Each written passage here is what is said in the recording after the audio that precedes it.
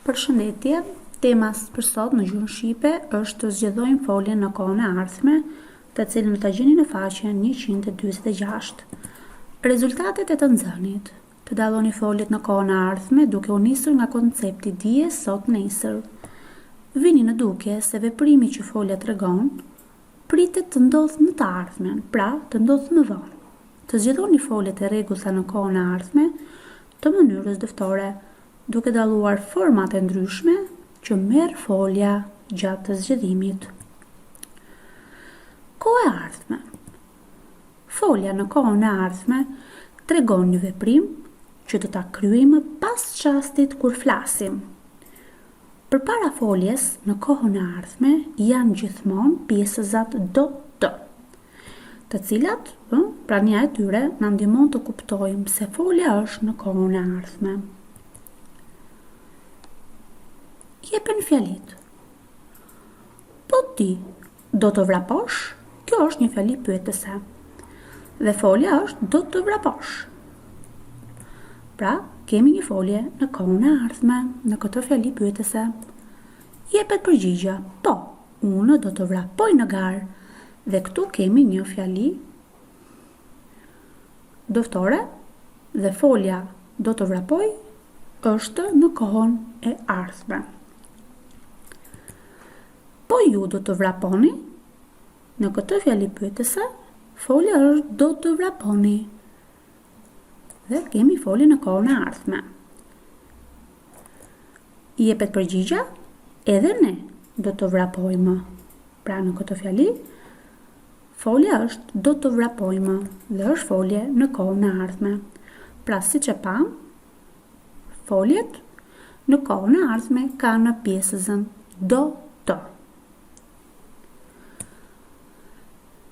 Çfarë vini re në foljet me ngjyrë të gjelbër?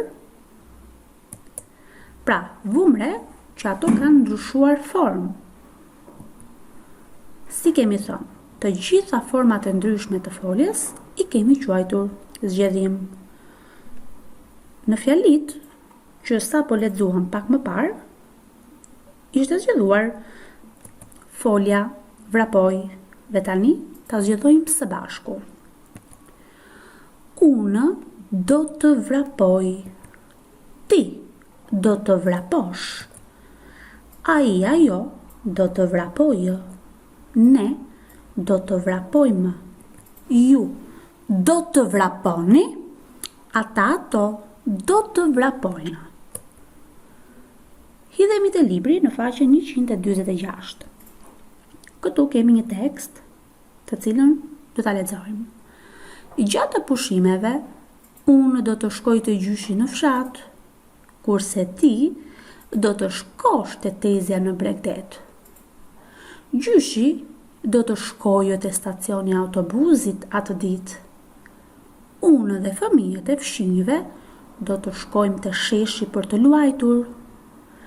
Para se të nisemi, gjyshi do të na thotë: ju do të shkoni, por do të tregojni të kujtesshëm.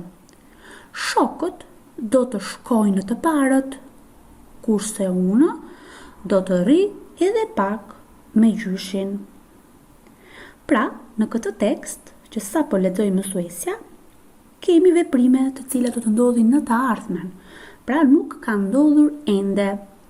Dhe vëmre se foljet në ngjyrë të gjelbër, pra në këtë rast është folja shkoj, e kemi në kohën e ardhme dhe ka ndryshuar formë.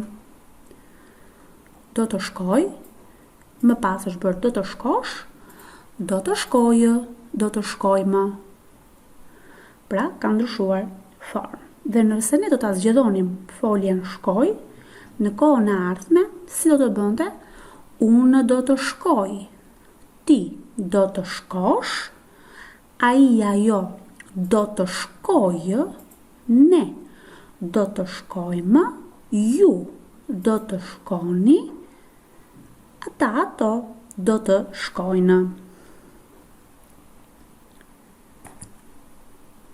Ushtrimi 1. Plotëso tabelën e mëposhtme. Janë dhënë 3 folje: do të luaj, do të hap, do të di. Zgjedhojmë së bashku foljen do të luaj. Unë do të luaj. Ti do të luash. Ai ajo do të luajë. Ne do të luajmë. Ju do të luani. Ata ato do të luajnë. Foljen do të hap, do të di, do të plotësoni vetë në punë të pavarur në libër. Pres fotot tuaja të më dërgoni në lidhje me këto ushtrim. Ushtrimi 2. Përgjigju pyetjeve. Nënvizo foljet në fjalit pyetëse dhe në përgjigjet e tua. Nëse ishit të vëmendshëm në fillim, një shembull të tillë unë e dhash. Pra, është një pyetje dhe do t'i përgjigjemi asaj pyetjeje. Dhe te fjalia pyetëse, ne do të nënvizojmë foljen, por dhe në përgjigjen ton do të nënvizojmë foljen. E para është për nga mësuesja si shembull. Ku do të mësojmë nesër? Folja është do të mësojmë. Pra na ndihmon dhe pjesëza do të. Dhe kam nënvizuar. Kam dhënë përgjigjen. Ju mund të jepni dhe një përgjigje tjetër, por e kam dhënë sa për shembull. Nesër do të mësojmë te Ana. Pra, do të mësojmë është folja në kohën e ardhme dhe kam nënvizuar. Të njëjtën gjë do bëni dhe me 3 fjalit e tjera. Detyrë shtëpie, zgjedho 3 folje në kohën e ardhme.